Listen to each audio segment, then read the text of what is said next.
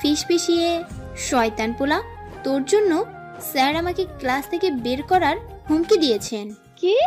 আমি কি একা কথা বলছি নাকি? তুই বলিস নাই? আর হুমকি তোকে একা দিছে নাকি? আমাকে দেয় নাই? তোকে দিছে ঠিক করেছে, বজ্জাত। তোর জন্য আমাকেও দিল। তোকে তো আমি। মিস ফারহা, দাঁড়াও। আসলে স্যার, তোমাকে এক্সপ্লেন করতে বলি নাই, দাঁড়াতে বলেছি। জি হ্যাঁ, তুমি বসে আছো কেন? স্যার। দাঁড়াও, দুজনে দাঁড়িয়ে দাঁড়িয়ে ক্লাস করবা, এটা তোমাদের শাস্তি। মনে মনে 14 গোষ্ঠী উদ্ধার করতেছি। তারপর উনি প্রোগ্রামিং নিয়ে কিছুক্ষণ আলোচনা করলেন আর কালকের পড়া হিসেবে প্রোগ্রামিং এর ভাষার পুরো অধ্যায়টা দিয়ে চলে গেলেন। আজব, এইটার কোনো মানে হয় নাকি? এমনিতেই এই অধ্যায়টা এত কঠিন, তার মধ্যে একদিনে পুরোটা কিভাবে শেষ করব? এই জি হ্যাঁ, জি হ্যাঁ, জি হ্যাঁ। উফ, গরুর মতো এইভাবে চিল্লাচ্ছিস কেন? কানের পর্দা ছিঁড়ে ফেলবে নাকি? কি বললি শয়তান? কি? আমি গরুর মতো চিল্লাই? আজকে তোর একদিন কি আমার যতদিন লাগে। শয়তান, বিল্লি, ছাগল, পচা আলু, পচা ডিম, কচু, হাতি, আরো আছে, কিন্তু মনে আসতেছে না। আচ্ছা, পরে বলবো নে। উফ, যা মা, আমার অফ যা। আমারই ভুল, কেন তোর সাথে কথা বলতে যাই? এলিয়েন একটা। কি বললি তুই? আমার সাথে কথা বলাই তোর ভুল হয়? আরে না, এটা তো আমার ভাগ্যে। বরং তুই আমার সাথে কথা বলিস, এটাই তোর ভুল। রাইট। এখন বল, কি জন্য ডাকছিস? ও হ্যাঁ, বলছিলাম কি, এই স্যারের কি মাথা তার একটা সিরা? কই না তো, কেন? তা না হলে একদিনের মধ্যে এই অধ্যায়টা শেষ করতে পারবে কেউ? এইটা ওনার মাথায় আসে নাই? আবে শেষ করব, আল্লাহই জানে। আমি তো বাবা পারবো না। তুই যে পড়াচোর, এটা আমাকে বলতে হবে না। নিজে যেন বিদ্যাসাগর। আচ্ছা চল, বাসা যেতে হবে, দেরি হয়ে যাচ্ছে। চল। আমি আর জিহা বের হয়ে রিক্সার জন্য ওয়েট করছিলাম। এমন সময় জাহিদ ভাইয়া বাইক নিয়ে এসে আমাদের সামনে দাঁড়ায়। এই জাহিদ ভাইয়াটা হচ্ছে আমাদের বড় ভাই, মানে অনার্সে পড়ে, 1 নম্বরের লুচু। মেয়ে দেখলেই গায়ে পড়ে কথা বলতে চলে আসে। Hi Farha and Jiha. Bye ভাইয়া। Nice joking. তা তোমরা এখানে দাঁড়িয়ে আছো যে? আসলে ভাইয়া, কিছুক্ষণ পরে এইখানে সার্কাস দেখাবে তো, তাই আমরা এখানে দাঁড়িয়ে আছি। মানে? আরে ভাইয়া, ওই তুই চুপ কর তো, খালি উল্টো পাল্টা বক বক করছিস। আসলে ভাইয়া, আমরা রিস্কা পাচ্ছি না, তাই দাঁড়িয়ে। ওহ, এই ব্যাপার। তোমরা চাইলে আমি তোমাদের হেল্প করতে পারি। তার আর দরকার হবে না ভাইয়া, ওই যে রিক্সা আসতেছে। আমরা তাহলে যাই ভাইয়া। বাই ভাইয়া। বাই। তারপর আমি আর জিহা একই রিক্সা করে চলে আসি। জিহাদের বাসা ও আমাদের বাসা একই রাস্তা দিয়ে হলেও আমাদের বাসা একটু দূরে। বাসায় এসে ফ্রেশ হয়ে খাওয়া দাওয়া করে কালকের পড়ার চিন্তা করতে করতে একটা লম্বা ঘুম দিলাম। আসলে আমার যখন পড়ার চিন্তা বেশি হয় তখন আমার ঘুমও বেশি আসে। ঘুম থেকে উঠে ফ্রেশ হয়ে পড়তে বসলাম। আইসিটি বই খুললে আমার মাথার উপর যেন বাস পড়ে, কিন্তু মাথায় ঢুকে না। যে এই বইটা বের করছে তারে যদি পাইতাম, বইয়ের সব পৃষ্ঠা পানিতে চুবিয়ে শরবত গুলে খাওয়াইতাম। ইতর অভদ্র লোক এইরকম হার্ড বই কেউ বের করে নাকি? 1 ঘন্টা ধরে পড়তেছি আর প্রোগ্রামগুলো লিখতেছি, কিন্তু কিছু কচুপোড়া মাথার মধ্যে কিছুই ঢুকতেছে না। ধুর, এত পড়ে কি হবে? তার থেকে আমি বরং খেয়ে দিয়ে ঘুমাই, কালকেরটা কালকে দেখা যাবে। ডিনার করে শুয়ে আছি আর স্যারের কথা ভাবতেছি। স্যারের কথা বলার ধরন, হাসি, চালচলন সবকিছুর উপর আমি ক্রাশ। ইস, এখন স্যারের হাসিটা খুব দেখতে ইচ্ছা করতেছে, কিন্তু তা তো সম্ভব না। তাই মন খারাপ করে বসে আছি। এমন সময় মনে পড়লো, আরে ফেসবুকে ওনার নাম দিয়ে সার্চ দিয়ে একবার দেখলেই তো হয়। যেই ভাবা সেই কাজ, ওনার নাম লিখে সার্চ দিলাম। আরে বাস, সবার প্রথমে স্যারের আইডি আসছে। আইডিতে ঢুকে একটা পিক দেখে আমি পুরাই ফিদা। সব পিকের মধ্যেই হিরো লুক। স্যারের আইডিতে ঘোরাঘুরি করতে করতে ঘুমিয়ে পড়ি। ঘুম থেকে উঠে ফ্রেশ হয়ে কলেজে যাওয়ার জন্য রেডি হচ্ছি। আমি নিচে ডাকতেছে নাস্তা করার জন্য। আমি আর দেরি না করে নিচে চলে গেলাম। আব্বু আম্মি আর আমি একসাথে নাস্তা করছি আর টুকটাক কথা বলতেছি। আমি আব্বুকে জিজ্ঞেস করলাম, আব্বু তানহাকে কবে নিয়ে আসবে? তাই তো, আমার ছোট মেয়েটা বাসায় নেই। বাসাটা কেমন ফাঁকা ফাঁকা লাগছে। তা ঠিক বলেছো। জানি তো, ও তো তোমাদের আদরের মেয়ে।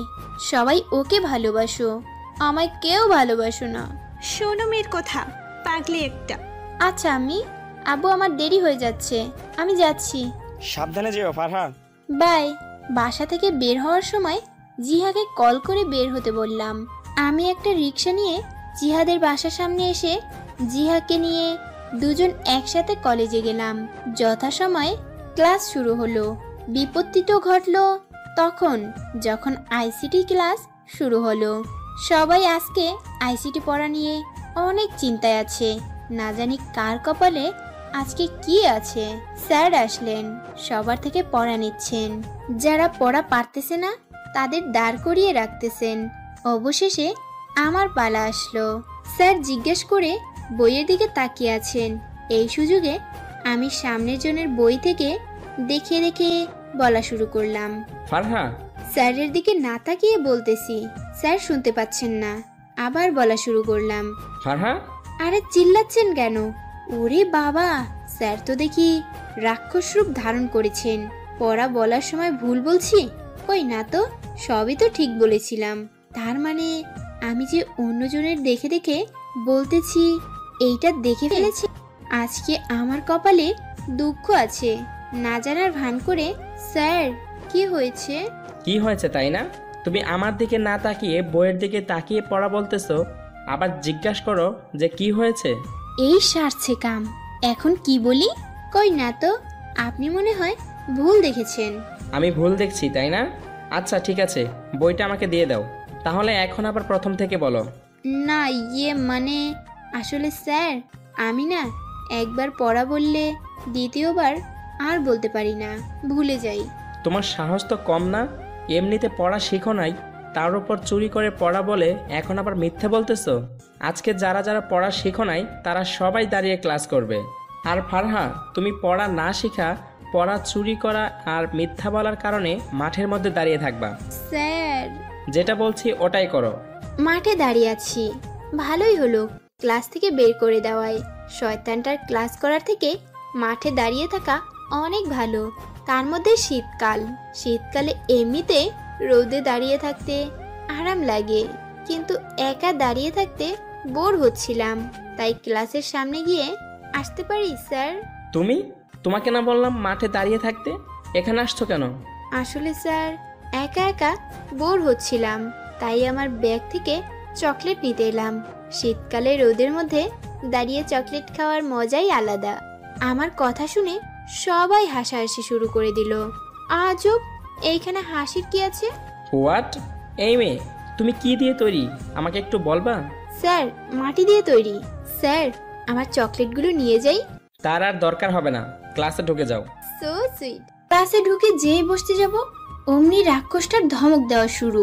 বসতেছো কেন? আপনি তো বললেন। তোমাকে আমি বসতে বলেছি? না মানে স্যার, আসলে দাঁড়িয়ে থাকো। উফ, দাঁড়াতে দাঁড়াতে পায়ে ব্যথা হয়ে গেছে। সবকিছু এই বজ্জাত ছাড়টার জন্য হলো। একে তো ছাড়বই না। আর এই জিহা হারামিটাকে দেখেন, আরামে বসে আছে। ইচ্ছে করতেছে সবগুলাই হারামিরে চিবিয়ে খেয়ে ফেলি। উফ, বাসলাম। অবশেষে জল্লাদটার ক্লাস শেষ হলো। একটু বসি, তারপর সব ক্লাস শেষ করে বাসায় যাওয়ার জন্য বের হচ্ছিলাম। এমন সময় স্যারের বাইকটা চোখে পড়লো।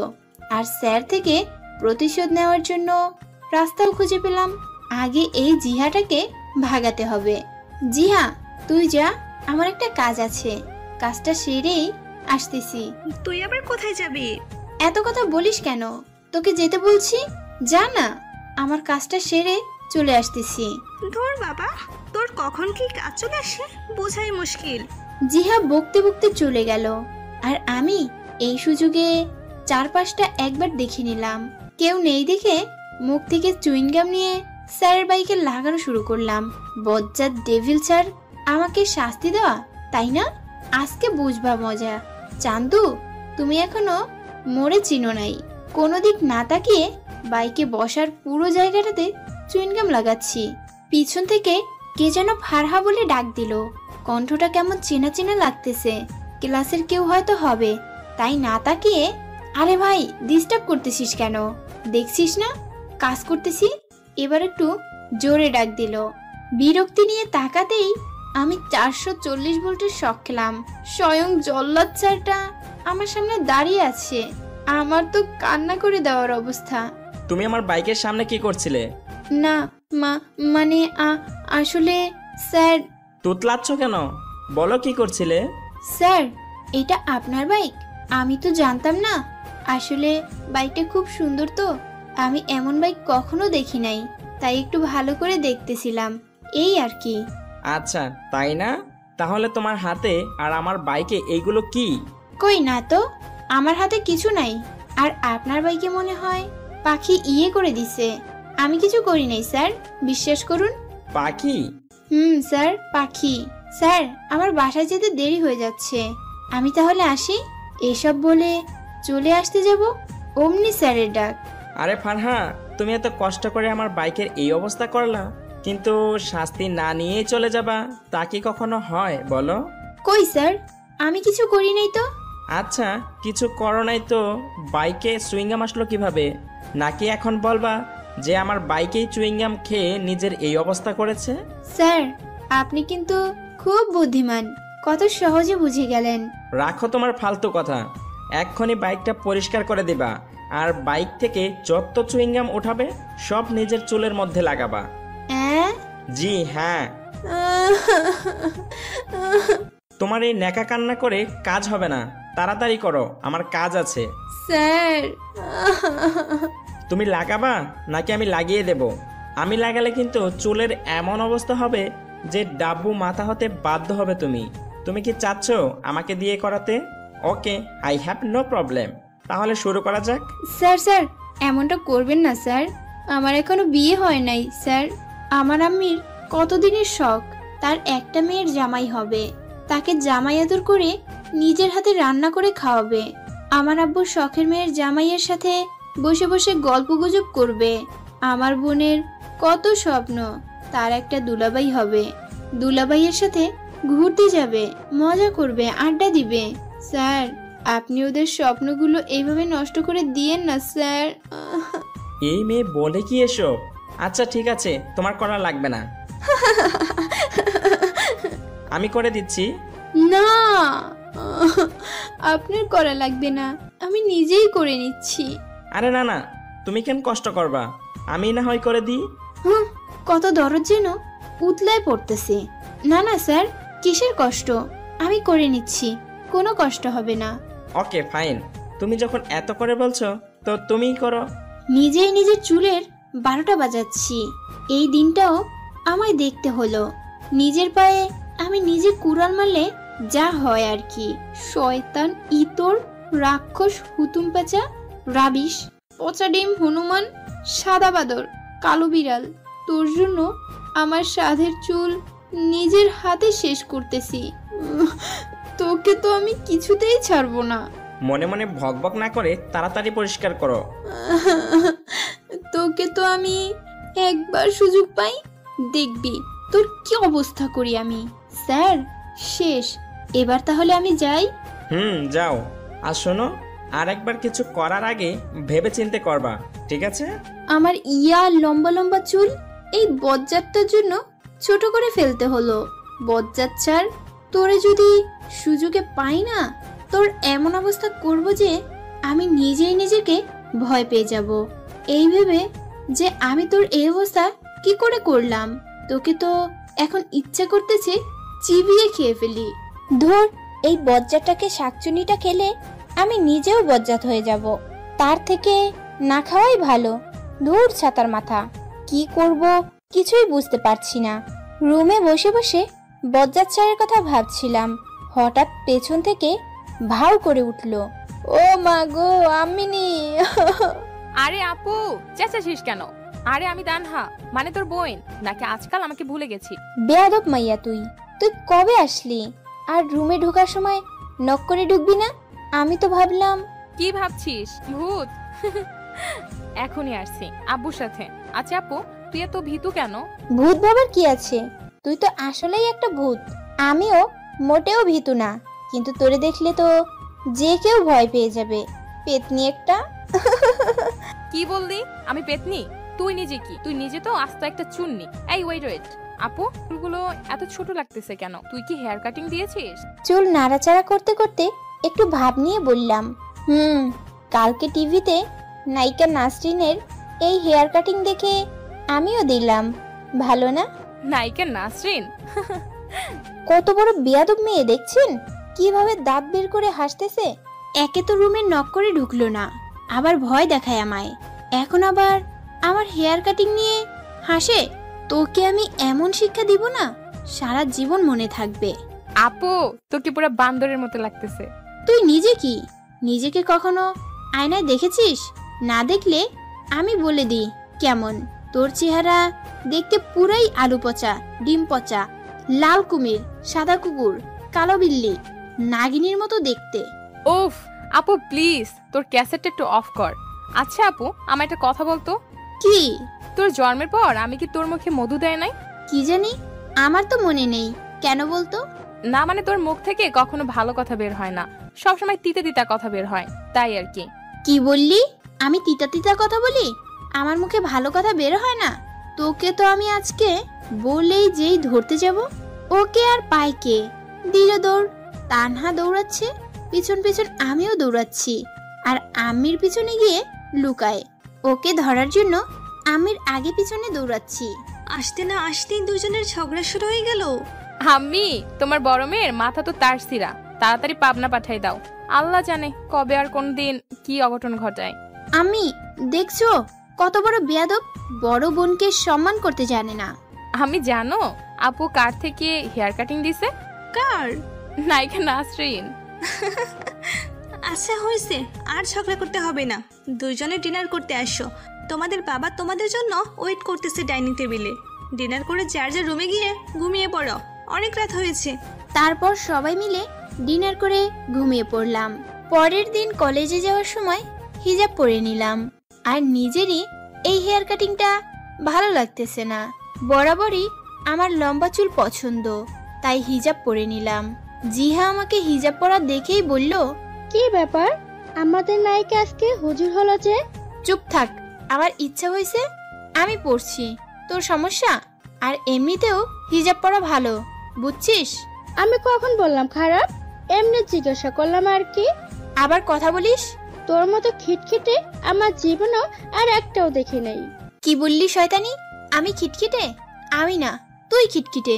তোর 14 গোষ্ঠী খিটখিটে। উফ, অসহ্য। জান্নাত, আনিশা, তন্নি মাঠে বসে আছে। আমি আর জিহা গিয়ে ওদের সাথে যোগ দিলাম। সবাই মিলে গল্প করতেছি। এমন সময় সেখানে জাহিদ ভাইয়ার আগমন। এই জাহিদ ভাইয়াটাকে আমার একদম ভালো লাগে না, কেমন করে যেন তাকায়, দেখলেই ইচ্ছে করে দুইটা চড় দেই। লুচ্চা কনেনকার। হাই, কেমন আছো সবাই?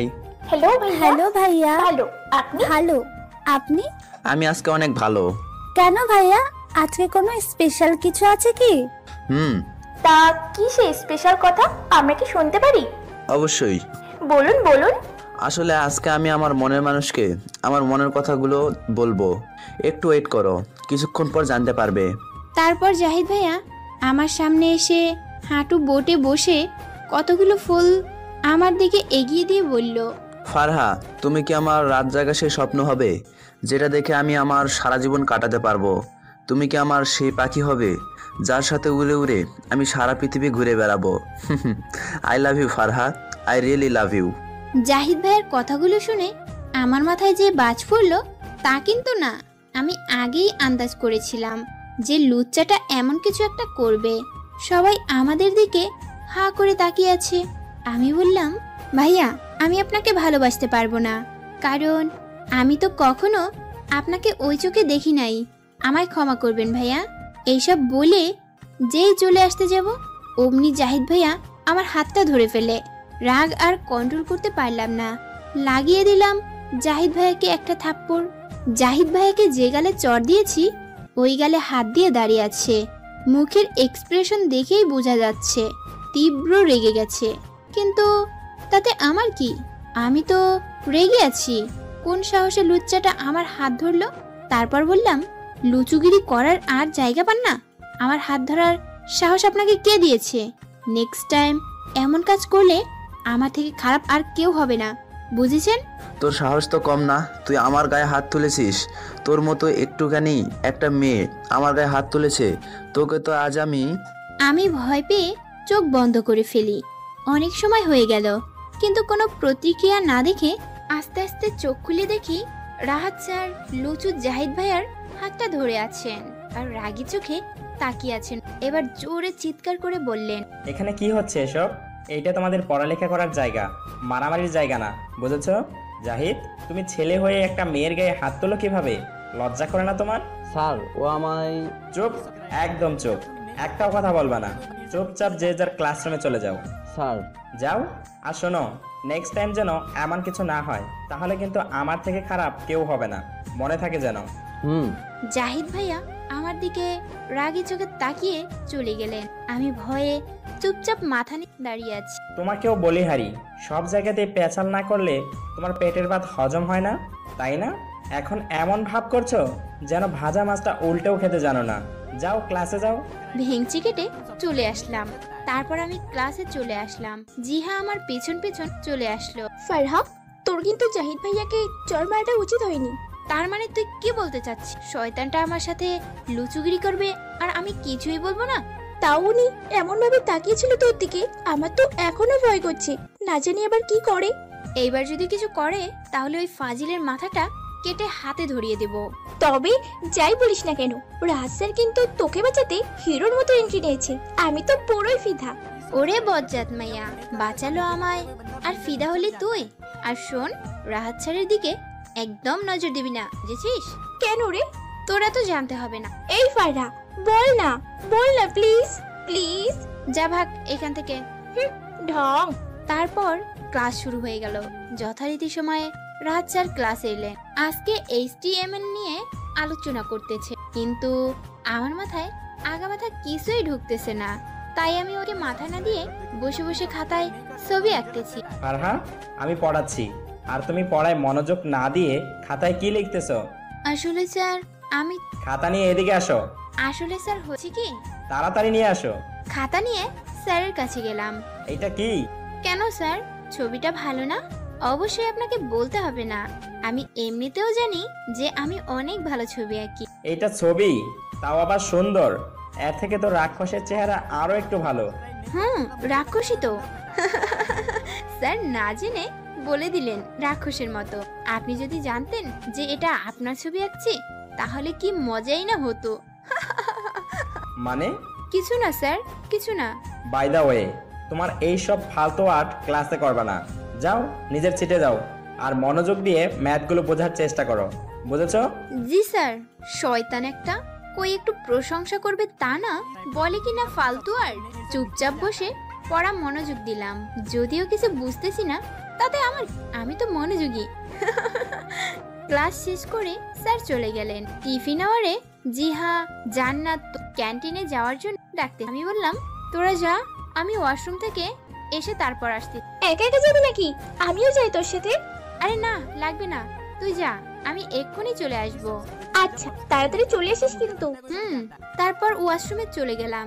ওয়াশরুম থেকে বের হয়ে ক্যান্টিনে যাচ্ছিলাম, হঠাৎ পেছন থেকে কে যেন আমার মুখ চেপে ধরলো। তারপর জোর করে টেনে টুনে স্টোর রুমে নিয়ে এসে মুখ থেকে হাতটা সরিয়ে নিল। উফ, বাঁচলাম। আর কিছুক্ষণ হলে দম বন্ধ হয়ে যাচ্ছিল। পিছন ফিরে তাকিয়ে আমি পুরোই অবাক। শয়তান জাহিদ ভাইয়াটা দাঁড়িয়ে আছেন আর আমার দিকে তীক্ষ্ণ দৃষ্টিতে তাকিয়ে পাগলের মতো হো হো করে হাসতেছে। ওনাকে দেখে আমার রাগ চরমে উঠে গেল। আপনার সাহস কি করে হয় আমাকে এইখানে নিয়ে আসার? আপনার লজ্জা করে না? ডার্লিং, তুমি আমার সাহসের কি দেখেছো? সাহস তো তোমায় এখন দেখাবো। আর আর যেন কি বললা? লজ্জা? এটা আমার বরাবরই একটু কম। আপনি জানেন না আপনি আমায় এখানে নিয়ে এসে কত বড় ভুল করেছেন। এর মাসুল কিন্তু আপনাকে দিতেই হবে। বাহ, গলার জোরে এখনো কমে নাই দেখছি। সমস্যা নেই, তোমার এই ধারালো মুখ আমি এখনই ভোঁতা করে দিব। তখন তোমার গলা না নেমে যাবে কোথায়? সকালের থাপ্পড়টার কথা এত তাড়াতাড়ি ভুলে গেলেন? থাপ্পড়টা মনে হয় আস্তে হয়ে গেছে, তাই না? সমস্যা নেই, এখন আর একটা দিয়ে উসুল করে দিব, কেমন? কথাটা বলায় জাহিদ ভাইয়ার চোখে যেন আগুনের লাভা বের হচ্ছে। জোরে আমার দুই বাহু ধরে দেয়ালের সাথে চেপে ধরে। এত জোরে চেপে ধরেছেন যে ব্যথায় আপনা আপনি চোখের পানি পড়তেছে। না, ভুলি নাই। আর ভুলি নাই বলেই তোকে এখানে নিয়ে আসছি প্রতিশোধ নেওয়ার জন্য। তোকে আজকে আমি বুঝিয়ে দিব যে জাহিদ খানের গায়ে হাত তুলে তুই কত বড় ভুল করেছিস। তোর এমন অবস্থা করব, দ্বিতীয়বার জাহিদ খানের সাথে এমন ব্যবহার করার কারো বাপেরও সাহস হয় না। ওনার এক একটা হিংস্র বাক্য আমার বুকের ভেতরে মোচড় দিয়ে উঠতেছে। রীতিমতো ভয়ে আমার হাত পা ঠান্ডা হয়ে যাচ্ছে। নিজেকে সামলে নিয়ে বললাম, দেখুন আপনি এটা ঠিক করছেন না। আমি কিন্তু এবার চিৎকার করব। কর চিৎকার, আমি কি নিষেধ করছি নাকি? যত পারিস চিৎকার কর, কিন্তু দুঃখের বিষয় কি জানিস? তোর চিৎকারে কেউ সাড়া দিবে না। কেন বলতো? কারণ স্টোর রুমের ওইদিকে কেউ আসে না। তোকে আজকে আমার হাত থেকে কেউ বাঁচাতে পারবে না, কেউ না, এমনকি তোর আশিক ছাড়ো না।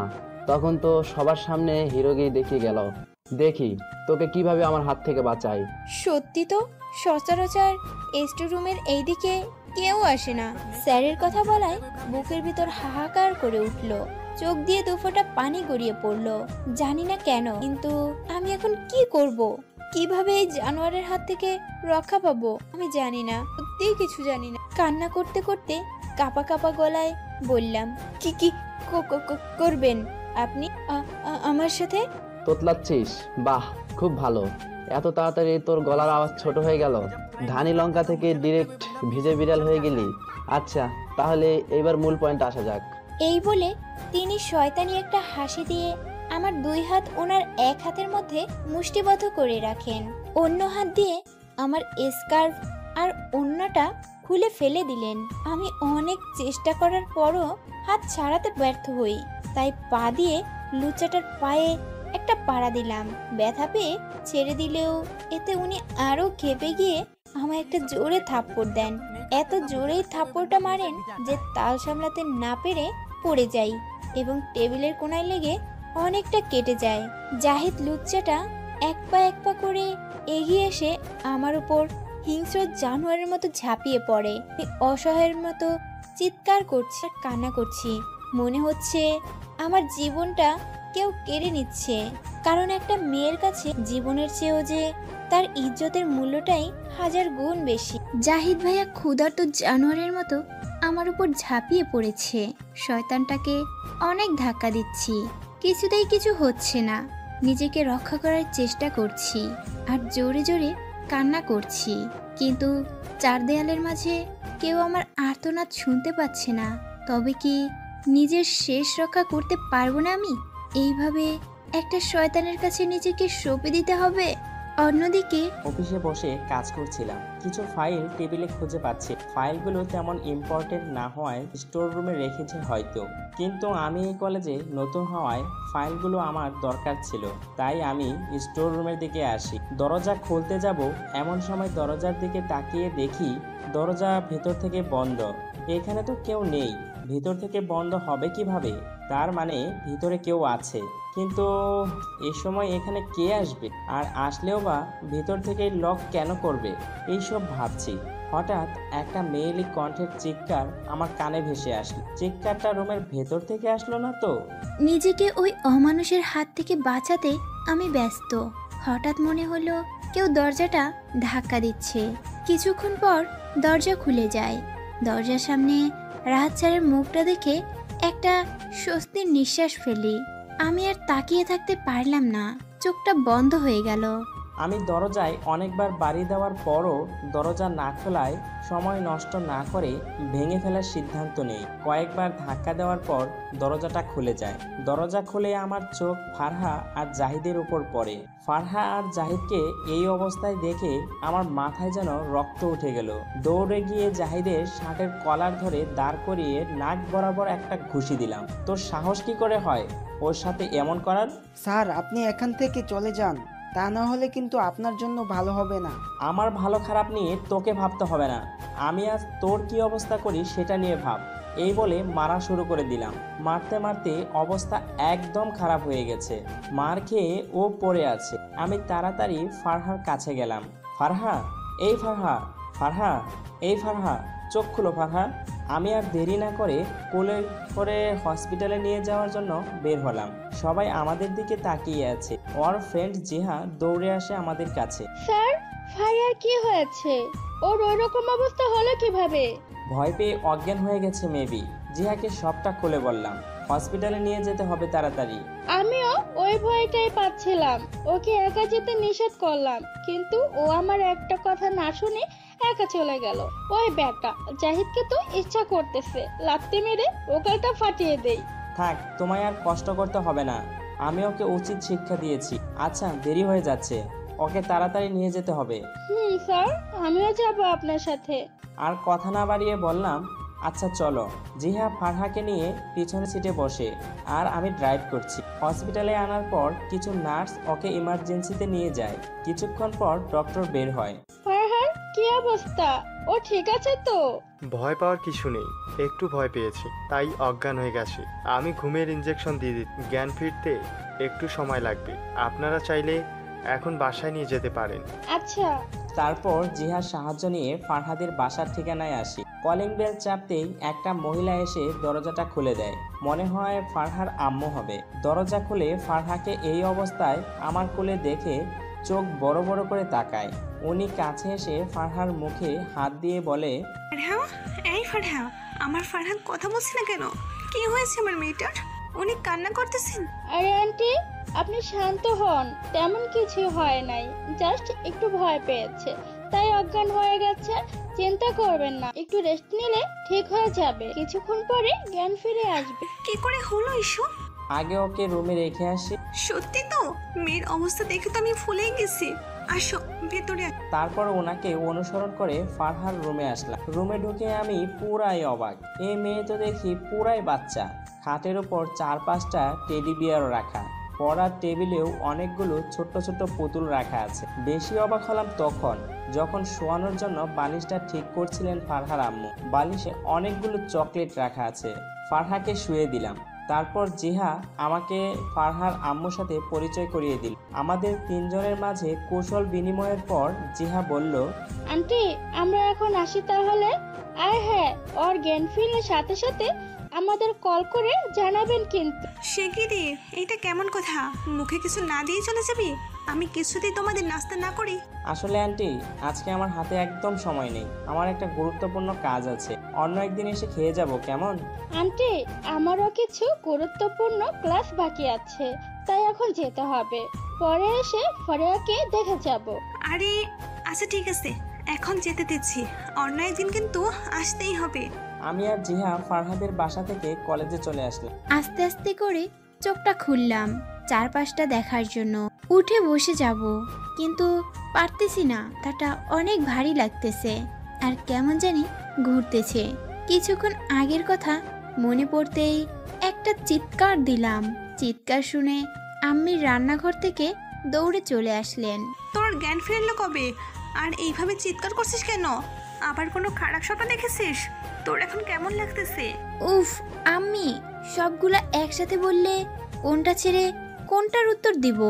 আচ্ছা আম্মি, আমি এখানে কি করে আসলাম? মানে আমি তো কলেজে ছিলাম, তাই না? তুই নাকি ভয় পেয়েছিস, যার ফলে অজ্ঞান হয়ে গিয়েছিলি। জিহা আর রাহাত তোকে বাসায় দিয়ে গেছে। জিহা আর মানে রাহাত কে? রাহাত কে মানে তোদের আইসিটি টিচার। আর কি, ছেলেটা কিন্তু অনেক ভালো। আজকালকার যুগে এমন ছেলে পাওয়াই যায় না যে মেয়েদের এত সম্মান করে। আচ্ছা যাই হোক, তুই রেস্ট নে, আমি তোর জন্য খাবার নিয়ে আসি। আমি চলে গেল আর আমি আজকে আমার সাথে ঘটে যাওয়া কথাগুলো ভাবতেছি। পৃথিবীতে যেমন জাহিদ ভাইয়ের মতো নরপিশাচ আছে, তেমনি রাহাত স্যারের মতো ভালো মানুষও আছে। তাই না হলে পৃথিবীটা অনেক আগেই ধ্বংস হয়ে যেত। রাহাত স্যারের যে রাগের ভিতরেও এমন একটা ভালো মানুষ, আজকের ঘটনা না ঘটলে তো বুঝতেই পারতাম না। আব্বু ঠিকই বলে, খারাপ না থাকলে নাকি মানুষ ভালোর কদর বুঝে না। আল্লাহ যা করেন আমাদের ভালোর জন্যই করেন। বারান্দায় দাঁড়িয়ে আছি, আমার সাথে ঘটে যাওয়া ঘটনার কথা ভাবতেছি। হঠাৎ মনে হলো কেউ আমায় পিছন থেকে জড়িয়ে ধরেছে, আর আমার জামাটা এক ফোঁটা দু ফোঁটা পানি গড়িয়ে ভিজে যাচ্ছে। হাত ধরে পিছন থেকে সামনে এনে দেখি তানহা মাথা নিচু করে দাঁড়িয়ে কান্না করতেছে। আমি ওর মুখে হাত দিয়ে বললাম, ওলে বাবালে, কি হলো আমার পেতনিটার? আরে বাবা, কি হয়েছে বলবি তো? মুখটা এইরকম প্যাঁচার মতো বন্ধ করে রাখলে বুঝবো কিভাবে? বল না কি হয়েছে আমার বাবুটার? এইবার ও একটু শব্দ করে কান্না করে দিল। আপু তুই ঠিক আছিস তো?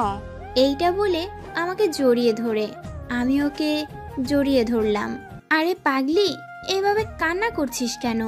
দেখ আমি একদম ঠিক আছি, কিছু হয় নাই আমার। ওকে আস্তে করে ছাড়িয়ে দু হাত দিয়ে চোখের জল মুছে দিলাম।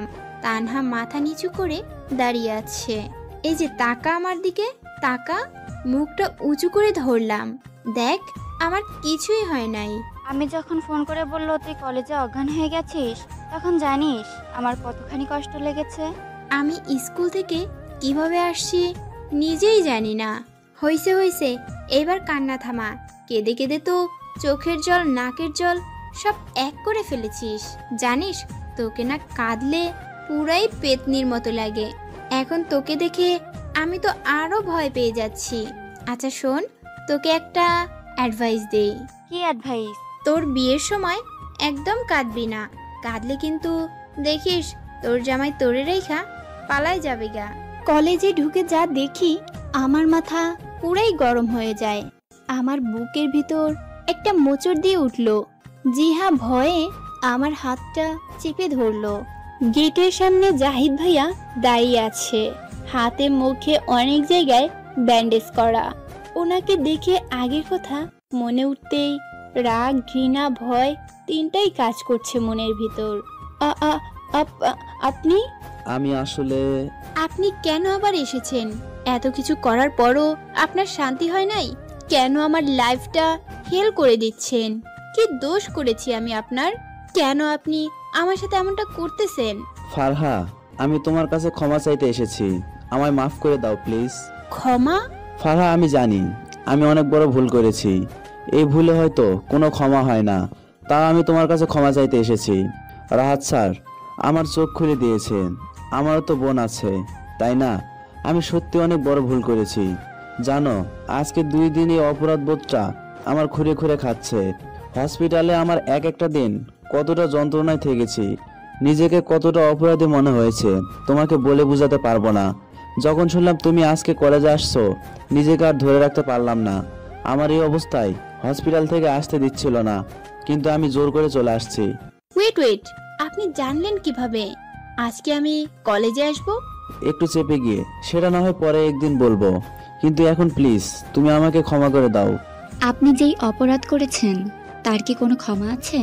একটা মেয়ের সবচেয়ে মূল্যবান সম্পদ ছিনিয়ে নিতে চেয়েছেন, তারপর আপনি ওর কাছ থেকে ক্ষমা আশা করছেন? আপনি চলে যান এইখান থেকে। আমি সত্যি অপরাধ বোধ নিয়ে বাঁচতে পারবো না। আজকে তুমি একা আমাকে এই অনুতাপ থেকে রক্ষা করো, আর না হয় আমি নিজেই নিজেকে মুক্ত করব। কি করবেন আপনি? তুমি যদি আমায় ক্ষমা না করো তাহলে আমি সুইসাইড করব। এটা ছাড়া আমার কাছে আর কোনো অপশন নেই। সত্যি আমি মুক্তি পেতে চাই। না, সুইসাইড করতে হবে না। আপনি যে আপনার ভুলটা বুঝতে পেরেছেন এটাই অনেক। তুমি আমায় ক্ষমা করেছো তো ফারহা? করেছি। মনে মনে এই খাটাসটা এরকম শয়তান মার্কা হাসি দিচ্ছে কেন? ওর কি আবার কোনো মতলব আছে নাকি? কি জানি বাবা, এই ফারহাওটাও না, কি দরকার শয়তানের সাথে এত ভাব করার? ধরছাই। সত্যি? সত্যি। প্রমাণ করো। কিভাবে? ফ্রেন্ডস হয়ে। ওকে, থ্যাঙ্কস। উফ জিহা, কি হলোটা কি? এইভাবে চিমটে দিচ্ছিস কেন? সব চামড়া তুলে নিবি নাকি? আরে ফারহা, তোর মাথার সব তার ছিঁড়ে গেছে নাকি? তুই এই শয়তানটাকে ক্ষমা করলি তো করলি, আবার ফ্রেন্ডও বানালি। আরে বাবা, উনি তো ওনার ভুলটা বুঝতে পেরেছেন, তাই ওনাকে আমার আরেকটা সুযোগ দেওয়া দরকার। তাছাড়া জানিস না, পাপীকে নয় পাপকে ঘৃণা করতে হয়। রাখ তোর বড় বড় কথা, দেখবি এর জন্য কিন্তু তোকে পরে পস্তাতে হবে, মনে রাখিস। আরে তুই কি ব্যাপার, তোমার কি ফুসুর ফাসুর কি আজকে শেষ হবে? বলেন। মনে মনে শয়তান তোকে বলতে হবে, ইচ্ছা করতেছে 2টা লাঠি দিয়ে উগান্ডা পাঠাই দিতে। আচ্ছা, তোমার ক্লাসে যাও, আমার হসপিটালে যেতে হবে। Bye bye. ফারহা, তুই এটা কেন কাজ করলি? মানুষ মাত্রই তো ভুল, তাই না? আর উনি তো ওনার ভুল বুঝতে পেরেছেন। শুধরাইলে ভালো, তবে একটা কথা আছে কি জানিস, কুকুরের লেজ সারা জীবন সুরঙ্গের মধ্যে থাকলেও সোজা হয় না। আচ্ছা যাই হোক, এখন ক্লাসে চল। সেই ভালো, চল। আসার সময় অফিস রুমের সামনে রাহাত স্যারকে অয়ন স্যার দাঁড়িয়ে দাঁড়িয়ে কথা বলতেছে। রাহাত স্যার আজকে ব্লু শার্ট আর ব্ল্যাক প্যান্ট পরেছে, ফর্সা গায়ের রং, মুখে খোঁচা খোঁচা দাড়ি। কথা বলার সময় মুখে সবসময় সেই হাসিটা ঝুলিয়ে রেখেছে। হাইটটাও মাশাআল্লাহ, সব দিক থেকেই অসম্ভব সুন্দর। মেয়েদের তো মিস ওয়ার্ল্ড বাংলাদেশ হয়, যদি ছেলেদের মিস্টার ওয়ার্ল্ড বাংলাদেশ অনুষ্ঠিত হতো তাহলে আমাদের রাহাত স্যার ফার্স্ট হতেন। যাই হোক, বজ্জাতটাকে আমার খুব ভালো লাগে। কিরে, আজকে আর ক্লাসে যাবি না, নাকি দুনিয়ার সব এইখানে শেষ করে তারপর যাবি? দূর হও আপত একটা, কত ভালো ভালো কথা ভাবছিলাম, মাঝখান থেকে উড়ে এসে জুড়ে বসে আমার ভাবনায় পানি ঢেলে দিলি। আজিব, তো ক্লাস যাবি না? তোর পকপাকানির জন্য যেতে পারছি কই? অসহ্য। আচ্ছা চল, স্যারের পাশ দিয়ে আসলাম যাতে একটু অসুস্থতা নিয়ে জিজ্ঞেস করে, কিন্তু একে পাশ দিয়ে আসলাম, কেমন আছি জিজ্ঞেস করা তো দূরের কথা, একবার তাকালেও না। ওই দিন আমাকে ওইরকম অবস্থায় রেখে এলো, একটু খোঁজ তো নিল না, এখনো একটু জিজ্ঞেস করতেছে না। বজ্জাত হাতি বিল্লি, তোকে ইচ্ছে করতেছে কুড়াল দিয়ে কুপিয়ে কুপিয়ে রোদে শুকিয়ে শুটকি বানিয়ে কুকুরে খাওয়াই। শয়তান, দেখবি তোর বিয়ে হবে না, হলেও তোর বউ টাক্কু হবে, টাক্কু। দেবত্রী, মাথায় এক বালতি রাগ নিয়ে ক্লাসে চলে এলাম। ক্লাসে ঢুকতেই সবাই আমাকে ঘিরে ধরলো। ওই দিন কি হয়েছিল, কেন আমি অজ্ঞান হয়ে গেছিলাম, কে কি করেছিল আমার সাথে, রাহাত স্যার কিভাবে দেখলেন, ইভেন অনেকেই আমার উপর জেলাস যে রাহাত স্যার আমায় কোলে নিয়েছে। সবাই একসাথে এত প্রশ্ন করছে যে মেজাজটাই খারাপ করে দিচ্ছে। উফ, অসহ্য। সবাই একসাথে এত প্রশ্ন করলে কোনটা ছেড়ে কোনটার অ্যান্সার দেব? আর তাছাড়া তোদের কি খেয়ে দিয়ে কোনো কাজ নেই? পড়তে আসছিস পড়, এত কিছু জেনে তোদের কাজ নাই। আরে বল না, কি হয়েছে? আবার না, কিরকম পোড়া পোড়া গন্ধ পাচ্ছি, তোরা কেউ পাচ্ছিস নাকি রে? এই ফারহা, একটু বল না প্লিজ। চুপচাপ এইখান থেকে তোরা যাবি নাকি? আমাকে কিছু করতে হবে। আর তোরা তো জানিস, আমি যদি একবার কিছু করা শুরু করি তাহলে কি করব আমার থেকে তোরাই ভালো জানিস। এইটা বলার সাথে সাথে সবাই এক এক করে ভেগে গেছে, ভয় পেয়েছে। আমার কতগুলো গুণ আছে যেগুলার জন্য এই প্রাণীগুলা আমাকে এত ভয় পায়। তারপর ক্লাস শুরু হলো। এক নাগার ক্লাস করতে যে কত বোর লাগে, যারা করে তারাই বোঝে। অসহ্য। এইবারের ক্লাস রাহাত স্যারের। উনি আসলেন, এসেই হোমওয়ার্কগুলোর কথা বলতেছেন। আজকে যারা যারা হোমওয়ার্ক করো নাই তারা সবাই দাঁড়িয়ে যাও, আমি কিন্তু চেক করব। পরে যদি দেখি যে হোমওয়ার্ক না করে বসে আছো তাহলে কিন্তু অনেক বড় শাস্তি পেতে হবে। আমি দাঁড়াবো না? থাক, দাঁড়ানো লাগবে না। বা স্যার তো জানে আমি অসুস্থ ছিলাম, কলেজে আসি নাই। আর তাছাড়া এতজনের মাঝখান থেকে খুঁজে বেরো করতে পারবে না। আমি বরং অন্য একটা খাতা খুলে বসে থাকি, যদি ধরা না পড়ি তো ভালোই। কেউ দাঁড়াচ্ছ না, সবাই বসে আছো, তার মানে সবাই হোমওয়ার্ক করে এনেছো। Good, very good. এই বলে এক এক করে স্যার সবার খাতা দেখতেছেন। অনেকক্ষণ দেখার পর এইবার আমার খাতা দেখতেছেন। আমি চুপচাপ দাঁড়িয়ে আছি। এটা কি? চুপ করে আছো কেন? আমি কি বলতেছি কানে যায় না? Answer me. স্যার আসলে আমি তো অসুস্থ ছিলাম, তাই এই 2 দিন কলেজে আসি নাই, তাই আর কি। আসছো কি আসো নাই এই কৈফিয়ত তো আমি চাই নাই। আমি বলেছিলাম যে যারা হোমওয়ার্ক করে নাই তাদের দাঁড়াতে বলেছি। তুমি দাঁড়াও নাই কেন? তাও আবার অন্য একটা লেখা বের করে বসে আছো। নিজেকে খুব চালাক মনে। আসলে স্যার আপনি তো জানতেন, তাই আর দাঁড়াই নাই। একদম চুপ, কোনো কথা বলবা না। যাও টেবিলের উপর উঠে কান ধরে এক পায়ে দাঁড়িয়ে থাকো। স্যার এক্সপ্লেন চাই নাই। উফ, একবার এদিকে পড়ে যেতে যাচ্ছি, একবার ওইদিকে। নাইজেরিয়ান অ্যানাকোন্ডা, উল্লুক, হনুমান, বজ্জাত, খবিশ, কুত্তা, বিল্লি, ইচ্ছা করতেছে তোর বই খাতা সব গলায় ঝুলিয়ে দিয়ে উগন্ডা পাঠিয়ে দিতে। আমার মতো একটা বাচ্চা মেয়েকে শাস্তি দিতে তোর বিবেকে লাগে না? দাঁড়াতে দাঁড়াতে আমার পায়ে পুরো ব্যথা হয়ে গেছে। এক পায়ে এতক্ষণ দাঁড়িয়ে থাকা যায় নাকি, তাও আবার কান ধরে। ঘন্টা বাজার পর যে বসে যাব। বসতেছো কেন? আমি বসতে বলেছি তোমায়? স্যার ঘন্টা তো বেজে গেছে, তাই ভাবলাম। তো আমি আছি এখনো ক্লাসে, রাইট? সরি স্যার, তুই ক্লাসে থাকলে কি হইছে? তোকে কি আমি কোলে নিয়ে নাচবো? নেক্সট যেন এমন না হয়। ওকে স্যার, হবে, আলবাত হবে। দেখি তুই কি করিস, শয়তান একটা। স্যার চলে গেলেন আর আমিও বসে পড়লাম। আমার এক পা আজকে শেষ। কলেজ ছুটি হওয়ার পর প্রতিদিনকার মতো আমি আর জিহা রিক্সা করে যাচ্ছিলাম। হঠাৎ করে একটা জিনিস চোখে পড়লো। রাস্তার পাশে তাকাতেই দেখি রাহাত স্যার একজন বৃদ্ধ মহিলার হাত ধরে রাস্তা পার করে দিচ্ছে আর হেসে হেসে কথা বলতেছে। আমি মুগ্ধ হয়ে তাকিয়ে আছি। যতক্ষণ পর্যন্ত রিক্সা থেকে ওনাদেরকে দেখা যাচ্ছিল ততক্ষণ পর্যন্ত তাকিয়েছিলাম। সত্যি মানুষটা অনেক ভালো। মানুষ কতটা ভালো হলে এমন মানসিকতার পরিচয় দিতে পারে। এসব ভাবতে ভাবতে বাসায় চলে এলাম। বাসায় এসে ফ্রেশ হয়ে নিচে এসে দেখি আম্মি রান্না করতেছে। কিন্তু এই অসময়ে রান্না করতেছে কেন? কেউ আসবে নাকি? তানহা আর রহিমা সবকিছু পরিপাটি করতেছে। আমার মাথায় কিছুই ঢুকতেছে না। যাই আম্মিকে জিজ্ঞেস করে দেখি, কি ব্যাপার আম্মি, এই সময় তুমি রান্না করতেছো? তাও এত কিছু, কেউ আসবে নাকি? আসবে তো, স্পেশাল মেহমানরা আসবে আজকে। তা কে সে তোমার স্পেশাল মেহমানরা শুনি? তোমার বেশি শুনতে হবে না, যাও খেয়ে দিয়ে রুমে গিয়ে রেস্ট নাও। না বললে নাই, আমার এত ঠেকা পড়ে নাই তোমার মেহমানদের লিস্ট শুনতে। ধুর বাবা, আমি কিছু বললো না কেন? আচ্ছা তানহাকে একটু একটু ট্রাই করে দেখি কিছু বলে কিনা। এই তানহা শোন না, তোর জন্য কিছু চকলেট নিয়ে আসছি, লাগবে? সত্যি লাগবে, অবশ্যই লাগবে আমার লক্ষ্মী আপু, লাভ ইউ। আচ্ছা তাহলে আগে আমায় এইটা বল যে আজকে বাসায় কে আসবে, তারপর দেব। মনে মনে, ও তাহলে এই ব্যাপার, আমার ঘুষ দেওয়া হচ্ছে তাই না? দাঁড়াও, খাওয়াচ্ছে তোমার ঘুষ। আসলে আপু হয়েছে কি, আমি না চকলেট খাওয়া ছেড়ে দিয়েছি।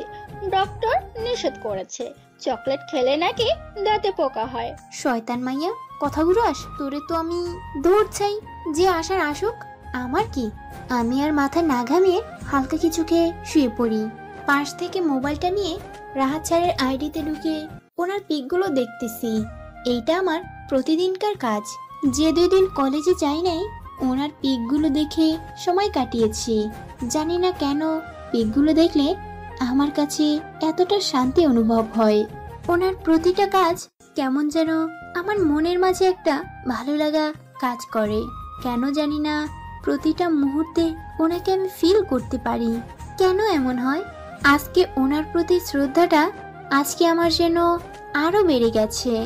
আমি জানি না কেন আমি ওনাকে নিয়ে এতটা ভাবি। তাহলে কি আমি ওনাকে ভালোবেসে ফেলেছি? কিন্তু তা কি করে সম্ভব? কয়েকদিনের দেখায় কি একটা মানুষকে ভালোবাসা যায়? আমি জানি না, সত্যি জানি না। যদি কয়েকদিনের দেখায় একজনকে ভালোবাসা না যায়, তাহলে ওনার প্রতি আমার যে ভাবনা, ভালো লাগা, অনুভূতি, সেগুলো কি? সেগুলোর কি কোনো নাম নেই? এসব ভাবতে ভাবতে কখন যে ঘুমিয়ে গেছি জানি না। হঠাৎ মনে হলো কেউ আমার পায়ে সুরসুরি দিচ্ছে। পা সরিয়ে নিচ্ছি, তাও দিচ্ছে। ধুর, আমার ঘুমটাই নষ্ট করে দিল। রেগে মেগে চোখ খুলে তাকিয়ে দেখি তানহা ডাইনিটা দাঁত বের করে হাসতেছে। এইটা দেখে রাগ আরো বেড়ে গেল। কি হচ্ছেটা কি? আমি ঘুমাচ্ছি, দেখতে পাচ্ছিস না? পায়ে সুরসুরি দিচ্ছিস কেন? মাথার তার একটা ছিঁড়ে গেছে নাকি? বেয়াদ্দব ফাজিল মাইয়া। দেখ, ফালতু বক বক করবি না, ভালো হবে না কিন্তু, বলে দিত। আমি ফালতু বক বক করি? আমি? তুই? তোকে তো আমি। দুই বোনের চিল্লাচিল্লি শুনে তাড়াতাড়ি উপরে এসে দেখি রীতিমতো মারামারি লেগে গেছে দুইজনে। কি হচ্ছে দেখি? বাসায় মেহমান আছে, তোমরা জানো না? আর তানহা, তোমারে কিসের জন্য পাঠাইছি? আর তুমি কি করছো? আসলে আমি। চুপ করো, একটা কাজও তোমরা ঠিক মতো করতে পারো না। ফারহা, তাড়াতাড়ি রেডি হয়ে নিচে আসো, সবাই তোমার জন্য অপেক্ষা করতেছে। আমি কেন রেডি হব? ওরাই বা আমার জন্য ওয়েট করতেছে কেন? ওনারা তোমায় দেখতে এসেছে। আমায় দেখতে এসেছেন মানে? মানে তোমাকে ওনাদের ছেলের বউ করে নেওয়ার জন্য দেখতে এসেছে, বুঝেছো? কিন্তু আমি এখন বিয়ে করব না। আর তাছাড়া আমার বিয়ের বয়সও হয় নাই। তোমরা আমাকে বাল্যবিবাহ দিতে পারো না, এইটা একটা অপরাধ। সেটা আমরা জানি। আর বিয়েটা এখন হবে না, তোমার পড়ালেখা শেষ হওয়ার পর বিয়ে হবে। এখন জাস্ট এনগেজমেন্টটা হবে। কিন্তু আমি। তোমার কথা কিন্তু পরে শুনবো, এখন ওনারা অপেক্ষা করতেছে। তাড়াতাড়ি রেডি হয়ে নিচে আসো। এর মধ্যে রহিমা এসে। মানে না তো, তোরে এসব ফালতু ইংরেজি বলতে কে বলে? যা নিচে যা। আর হ্যাঁ তানহা, তুমি ফারহাকে রেডি করে দাও। কিন্তু তুমি আমার কথাটা শোনো। পরে শুনবো, এখন আমি ওনাদের সামনে কোনো সিন ক্রিয়েট করতে চাচ্ছি না। সো তাড়াতাড়ি রেডি হয়ে নাও। এই বলে আমি চলে গেল। আমি জামাটা চেঞ্জ করে আসলাম। তানহা আমার সাজিয়ে দিচ্ছে, আর আমি আমার ভাবনাতে আছি। আমার ডেভিলটাকে নিয়ে আমার যে অনুভূতি, সবগুলো কি মিথ্যা হয়ে যাবে? জীবনে প্রথম কারো প্রতি আমার ভালো লাগা, ভালোবাসা সবকিছু শুরু হওয়ার আগেই এভাবে শেষ হয়ে যাবে? কিছুতেই না। যেইভাবে হোক এই বিয়েটা আমায় আটকাতে হবে। আব্বু, আব্বু এখন আমার শেষ ভরসা। আব্বুকে দিয়েই কিছু একটা করাতে হবে। এই আপু, দেখ না তোকে কি সুন্দর লাগতেছে। আপু! তানহার চিৎকার শুনে আমার ভাবনার সেট পড়লো। কি হলো? এইভাবে সারের মতো চিল্লাচিল্লি করতেছিস কেন? কানের পর্দা ছিঁড়ে ফেলবি নাকি? আজব। আমি সারের মতো চিল্লাই? তুই তো ধ্যানে পড়ে আছিস, চিল্লাবো না তো কি করব? চুপ কর। কি জন্য ডেকেছিস সেটা বল। আয়না দেখ না আপু, তোকে পুরাই পরীর মতো লাগতেছে। তানহার কথা শুনে আয়নাতে তাকালাম। সত্যি তানহা আমায় খুব সুন্দর করে সাজিয়েছে। গোল্ডেন কালারের গাউন, গাউনের নিচের পার্টগুলো রেড কালার, ম্যাচিং জুয়েলারির সাথে হালকা মেকআপ, রেড লিপস্টিক। নিজেই নিজেকে দেখে চিনতে পারছি না। আয়না থেকে চোখ সরিয়ে দরজার সামনে তাকিয়ে দেখি আমি হাঁ করে তাকিয়ে আছে। কিছুটা লজ্জাবোধ হলো। তারপর আমি একটু এগিয়ে আমার সামনে এসে নিজের চোখ থেকে কাজল নিয়ে আমার কানের নিচে লাগিয়ে দিয়ে বললেন, মাশাআল্লাহ, খুব সুন্দর লাগতেছে আমার মেয়েটাকে, কারো নজর যেন না লাগে। আমি মাথা নিচু করে দাঁড়িয়ে আছি। আয়না থেকে চোখ সরিয়ে দরজার সামনে তাকিয়ে দেখি আমি হাঁ করে তাকিয়ে আছে। কিছুটা লজ্জাবোধ হলো। তারপর আমি একটু এগিয়ে আমার সামনে এসে নিজের চোখ থেকে কাজল নিয়ে আমার কানের নিচে লাগিয়ে দিয়ে বললেন, মাশাআল্লাহ, খুব সুন্দর লাগতেছে আমার মেয়েটাকে, কারো নজর যেন না লাগে। আমি মাথা নিচু করে দাঁড়িয়ে আছি। চলো, সবাই নিচে ওয়েট করতেছে। আমি প্লিজ বোঝার চেষ্টা করো। পরে শুনবো, এখন আসো। নিজেকে খুব অসহায় লাগতেছে। জানি না কেন আমি আব্বু আমার সাথে এমন করতেছে। অনেক কষ্টে নিজের কান্না চেপে রেখেছি। তারপরেও আম্মিকে অনুসরণ করে নিচে এসে সালাম দিলাম। আব্বুর পাশে একটা লোক, 3 জন ভদ্রমহিলা আর একটা মেয়ে বসে আছে। আপনি ইশারায় সবাইকে পায়ে ধরে সালাম করতে বললেন। আমি সবাইকে পায়ে ধরে সালাম করলাম। খুবই আনইজি ফিল হচ্ছে আমার। 3টা ভদ্রমহিলার মধ্যে একটা মধ্যবয়সী মহিলা আমার হাত ধরে ওনার পাশে বসালেন। এত লজ্জা পাচ্ছ? আমরা তো তোমার নিজের মানুষ, তাই না? একদম লজ্জা পাচ্ছ? এই তো কি মেয়ে, সবাইকে তোমার সাথে পরিচয় কেমন? আমি হচ্ছে জিহানের আম্মু, ইনি হচ্ছেন জিহানের আব্বু, এটা জিহানের ফুপি, এটা জিহানের খালামণি, আর এটা হচ্ছে আমার একমাত্র জান্নাত, ক্লাস 9-এ পড়ে। একটা লোককে ইশারা করিয়ে দিয়ে আমায় ভাবি বলে ডাকায় বুকের ভিতর কেমন জানি ধূপ করে উঠল।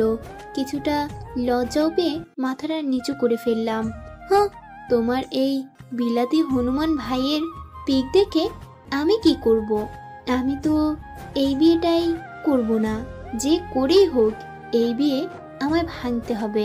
আরে বাহ, এইটুকু চা দেখালে কি অবস্থা হবে তো? জান্নাত, তুই তো দেখছি বড্ড পেকে গেছিস। হঠাৎ আন্টি নিজের হাত থেকে খুলে একজোড়া গোল্ড চুড়ি আমার হাতে পরিয়ে দিলেন। ফুফি একটা গোল্ড চেইন পরালেন আর খালামণি একটা আংটি পরিয়ে দিলেন, আর আঙ্কেলটা কতগুলো টাকা হাতে দিলেন। আমি নীরব দর্শকের মতো সব বসে বসে দেখতেছি। আমি যেন এই কথাটার অপেক্ষায় ছিলাম। উনি বলার সাথে সাথে আমি একটা সালাম দিয়ে নিজের রুমে চলে আসলাম। উফ, এতক্ষণে মনে হয় নিজের প্রাণ ফিরে পেলাম। আপনাদের মেয়েকে আমাদের সবার খুব পছন্দ হয়েছে। আপনাদের যদি কোনো আপত্তি না থাকে তো সামনে শুক্রবার ওদের এনগেজমেন্টটা করে ফেলি। আলহামদুলিল্লাহ, এটাই তো খুব ভালো কথা। আমরা তাহলে বিয়াই বিয়ান হয়ে গেলাম, এই খুশিতে মিষ্টি মুখ করা যায়। অবশ্যই। তারপর সবাই মিলে মিষ্টি মুখ করলেন। ভাইয়া, এইবার তাহলে আমরা উঠি। ও মা, সে কি? তা কি করে হয়? ডিনার করে তারপর যাবেন, এর আগে ছাড়ছি না বলে দিলাম। অন্য একদিন প্লিজ। আত্মীয় যখন হচ্ছি তখন তো অবশ্যই আসতে পারবো, তাই না? এখন বাসায় গিয়ে অনেক কাজ, সবাইকে ইনভাইট করতে হবে, সবকিছু রেডি করতে হবে। আজকে বরং যাই, আর তাছাড়া শুক্রবার তো আসতে। আচ্ছা ঠিক আছে। তারপর ওনারা সবাই চলে গেলেন। রুমে শুয়ে শুয়ে কান্না করছিলাম। হঠাৎ মনে হলো কেউ আমার মাথায় হাত দিয়েছে। পিছন ফিরে তাকিয়ে দেখি আব্বু। চোখ মুছে নিয়ে বসলাম। খুব রাগ হচ্ছে না বাবার উপর? কি হলো, কথা বলবেন আব্বু? আব্বু, আমি এখন বিয়ে করতে চাই না। মাথা নিচু করে কান্না করতেছি। মেয়ের চোখ মুছে দিয়ে বললাম, আরে বোকা মেয়ে, এই কথা? বিয়ে কি এখনই হবে নাকি? তোর পড়ালেখার কোনো ক্ষতি হোক আমরা তা চাই না। এখন শুধুমাত্র এঙ্গেজমেন্টটা হবে। তোর যখন পড়াশোনা শেষ হবে তখন বিয়ে হবে। ততদিনে তুই তোর পড়াশোনাও কমপ্লিট করে ফেলতে পারবি আর বিয়ের জন্য প্রস্তুতি হতে পারবি। তাই তো আমি এই বিয়েতে রাজি হয়েছি। কিন্তু আব্বু, আমার সময় চাই। আমি এখন এইসব কিছু হোক তা চাই না। যত যাই বলুক, কোথাও একটা বাধা থেকেই যায়। যখন এইসব হয়ে যাবে তখন ওনাদের আমার প্রতি একটা অধিকার জমে যাবে। আমি চাই না আব্বু এত তাড়াতাড়ি আমার স্বাধীনতায় হস্তক্ষেপ হোক। প্লিজ আব্বু। কিন্তু আমি যে ওনাদের কথা দিয়েছি। আব্বু, তুমি ওনাদের বুঝিয়ে বলো। আমি যতটুকু ওনাদের চিনেছি, ওনারা খুব ভালো মানুষ। বুঝিয়ে বললেই বুঝবে। এটা হয় না মা। আচ্ছা, এঙ্গেজমেন্টটা হয়ে যাক অন্তত। তখন যদি তোর সম্পর্ক রাখতে ইচ্ছা না হয় তারপর না হয় বলিস। এখন না করলে আমি ওনাদের কাছে অনেক ছোট হয়ে যাব। মনে মনে, আরে তাই তো, বিয়ে তো এখন হচ্ছে না, তাহলে আমার এত চিন্তা কিসের? এঙ্গেজমেন্ট হলে হবে, তাতে কি? আমার ডেভিলকে একবার নিজের করে পেয়ে যাই, তারপর এইসব জিয়ান পিয়ান দূরে গিয়া মরুক। আমি আমার ডেভিল নিয়া ভাইয়া যাবো। ইয়া হু। আব্বু ঠিক আছে, তুমি যা বলবে তাই হবে। সত্যি? এই তো আমার লক্ষ্মী মেয়ে। আব্বু আমার কপালে একটা পাপ্পি দিয়ে চলে গেলেন। রুমে বসে আছি, হঠাৎ হাতের চুড়িগুলোর উপর নজর পড়ল। কি অদ্ভুত তাই না? কতগুলো গহনা দিয়ে একটা সম্পর্কের সূচনা করে গেলেন। সত্যি আমাদের নিয়মগুলো অন্যরকম। দুইটা মানুষ যাদের মধ্যে কোনো পরিচয় নেই, চেনা নেই, জানা নেই, অথচ দুইটা মানুষ সারা জীবন একসাথে থাকার প্রতিজ্ঞা নিয়ে এই বন্ধনে আবদ্ধ হয়। সত্যি বড়ই অদ্ভুত। সব গয়নাগুলো খুলে ড্রয়ারে রেখে দিলাম। আমি তো এই সম্পর্কটাই চাই না। এইগুলা পরে রেখে কি করব? তারপর ডিনার না করেই ঘুমিয়ে গেলাম। সকালে উঠে ফ্রেশ হয়ে কলেজে যাওয়ার জন্য রেডি হয়ে নিচে আসলাম। নাস্তা করছিলাম। কি হলো ফারহা, গহনাগুলো খুলেছো কেন? আমি প্লিজ এখন এইটা বলো না যে এইগুলো পরে রাখতে। আমি অন্তত এইগুলো পরে কলেজে যেতে পারবো না। কিন্তু আচ্ছা, ও যখন যাচ্ছে না তো তাইলে নাই পারো, এইভাবে থাক। আর তাছাড়া এগুলো যে পড়তে হবে এমন তো কোনো কথা নেই, তাই না? তুমিও আচ্ছা নাস্তা দাও আমার। আমি যাচ্ছি গা। সে কি, আর খাবি না? না আব্বু, আমার দেরি হয়ে যাচ্ছে, আমি এখন যাই। বাই। ফারহা কোনো কথা না শুনে বাসায় চলে আসলাম। ভালো লাগছিল না এসব শুনতে, তাই চলে আসছি। একটা রিক্সা করে জিহাকে না নিয়ে চলে আসলাম। ক্লাসে বসে আছি, রাহাত স্যারের কথা মনে আসায় যাই স্যারকে একটু দেখে আসি কি করতেছে। অফিস রুমের সামনে গিয়ে উকি দিয়ে দেখি স্যার একটা মেয়ের সাথে হেসে হেসে কথা বলতেছে। মেজাজটা আরো খারাপ হয়ে গেল। ইচ্ছা করতেছে দুইটারেই ঠান্ডা পানিতে চুবায় মারি। দজ্জালের হাড্ডি, এই মেয়েটা আবার কে? ঢং দেখে বাঁচি না। হাসতে হাসতে একদম শেষ হয়ে যাচ্ছে। ন্যাকা, ধুর, এইখান থেকে চলে যাই। ক্লাসে আসলাম, তাও মনটা ওইখানে রয়ে গেছে। কিসের এত ঢং? মেয়ে দেখলেই খালি কথা বলতে মন চায়। দাঁত সবগুলো দেখায় হাসতেছে। আর ওই শাকচুনি মায়াটা আবার কে? ইচ্ছা করতেছে সব চুল ছিঁড়ে আগুন জ্বালিয়ে। আচ্ছা, আমি কেন এত ভাবছি ওদের নিয়ে? ওরা হাসুক, কথা বলুক, যাই করুক না কেন তাতে আমার কিন্তু তাও মেজাজটা খারাপ হচ্ছে। আমি কি জেলাস? কিন্তু আমি এত জেলাস হব কেন? জেলাস হওয়া নাকি ভালোবাসার অন্য নাম। তাহলে আমি কি সত্যি ওনাকে ভালোবাসি? তাই হবে হয়তো। কিন্তু এই মেয়েটাকে কি করি? আবার গিয়ে দেখে আসবো? ধুর, এত ভেবে কাজ নাই, যাই দেখে আসি। আবার উকি দিয়ে দেখি স্যার একা বসে আছেন, মেয়েটা নেই। আজব, এই কয়েক মিনিটে গেল কোথায়? যাক, গেছে, ভালো হয়েছে। আমি এখন যাইগা, স্যার না হয় দেখে যাবে। যেই আসতে যাব অমনি পেছন থেকে ডাক পড়লো। পেছন ফিরে তাকিয়ে দেখি রাহাত স্যার টেবিলের সাথে হেলান দিয়ে আমার দিকে তাকিয়ে দাঁড়িয়ে আছে। ভয়ে আমার প্রাণ যায় যায় অবস্থা। ভিতরে আসো ফারহা। মাথা নিচু করে স্যারের রুমে ঢুকলাম। কি ফারহা, লুকিয়ে লুকিয়ে কি দেখছিলে? স্যার বলো। কিছু দেখছিলাম না স্যার। কিছু না মানে? আমায় ফলো করছিলে তুমি, তাই না? চুপ কেন, বলো। আসলে স্যার। হ্যাঁ কি না? হ্যাঁ স্যার। কেন ফলো করছিলে আমায়? বিশ্বাস করেন স্যার, কোনো কারণ। আচ্ছা, আমায় ফলো যখন করেছো শাস্তি তো তোমায় পেতেই হবে, তাই না? এই বলে তিনি এক পা করে সামনের দিকে এগুচ্ছে, একটু করে পিছাচ্ছে। কি শাস্তি দিবেন? পিছুতে পিছুতে আমি একটা শেলফের সাথে এসে ঠেকলাম। আর যাওয়ার জায়গা নেই। স্যার কিছু না বলেই আমার একদম সামনে চলে এলেন। আমার হার্টবিট দ্বিগুণ হয়ে গেল। ভয়ে আমি চোখ বন্ধ করে ফেললাম। অনেকক্ষণ হয়ে গেছে, কোনো প্রতিক্রিয়া না দেখে আস্তে আস্তে চোখ খুলে তাকিয়ে দেখি শয়তানটা আমার পিছনের র্যাক থেকে একটা ফাইল নিয়ে আমার দিকে তাকিয়ে মুসকে মুসকে হাসতেছে।